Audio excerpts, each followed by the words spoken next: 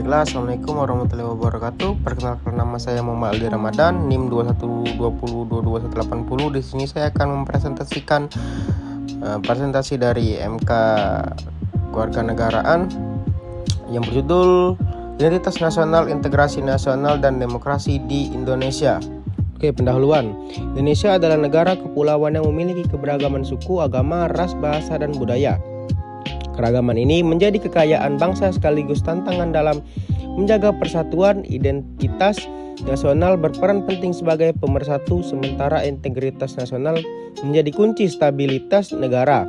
Demokrasi di Indonesia mengutamakan kedaulatan rakyat untuk mencapai keadilan sosial. Kemudian berikutnya yaitu hakikat bangsa dan negara Indonesia. Bangsa Indonesia, kelompok manusia yang mendiami wilayah Nusantara, memiliki persamaan nasib, sejarah, dan tujuan, serta rasa senasib sepenanggungan meskipun berbeda suku, budaya, dan bahasa.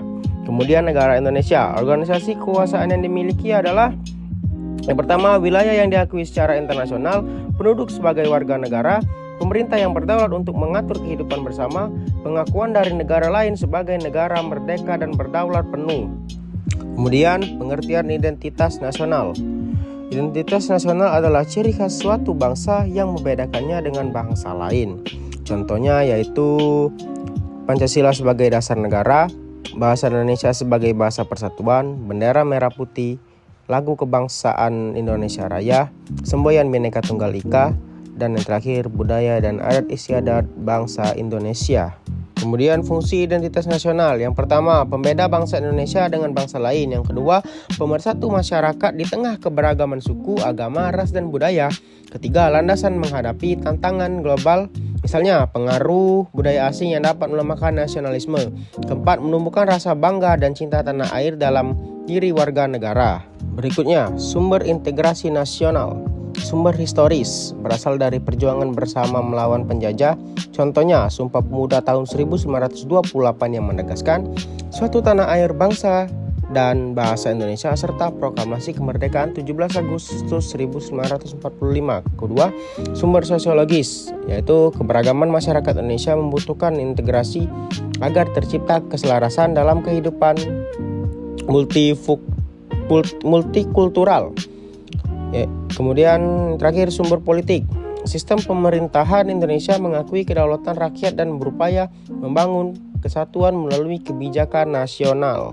Ada juga tantangan integrasi nasional. Yang pertama, konflik horizontal atau antar kelompok masyarakat bernuansa SARA. Yang kedua, kesenjangan sosial dan ekonomi antar wilayah.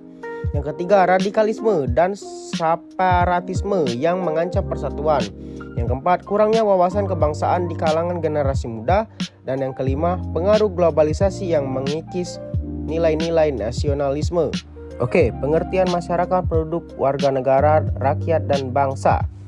Yang pertama, masyarakat, sekelompok individu yang hidup bersama di wilayah tertentu yang memiliki hubungan sosial. Kemudian penduduk, orang yang tinggal atau berdomisili di wilayah negara tertentu.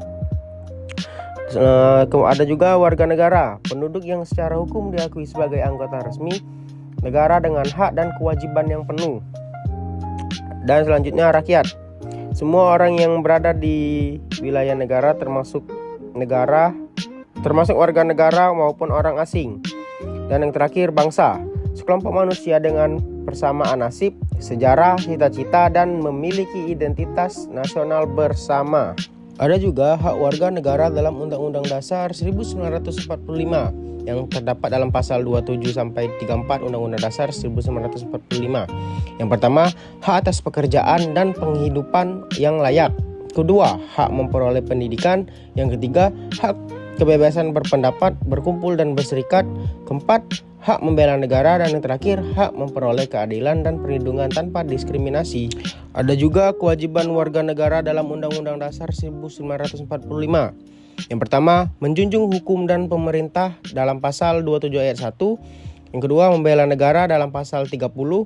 Ketiga, mengikuti pendidikan dasar dalam pasal 31. Dan yang terakhir, menghormati hak asasi orang lain demi menjaga keadilan dan ketertiban sosial. Berikutnya adalah konsep dan hakikat demokrasi. Yang pertama, demokrasi berasal dari kata Yunani yaitu demos atau rakyat, dan kratos atau kekuasaan. Artinya pemerintahan dari rakyat, oleh rakyat, dan untuk rakyat. Kemudian yang kedua, hakikat demokrasi adalah menempatkan rakyat sebagai pemegang kekuasaan tertinggi, diwakili oleh lembaga-lembaga perwakilan dalam satu sistem pemerintahan. Selanjutnya adalah perkembangan pemikiran demokrasi di dunia. Yang pertama, demokrasi Yunani kuno. Sistem langsung di Athena, warga negara terlibat langsung membuat keputusan.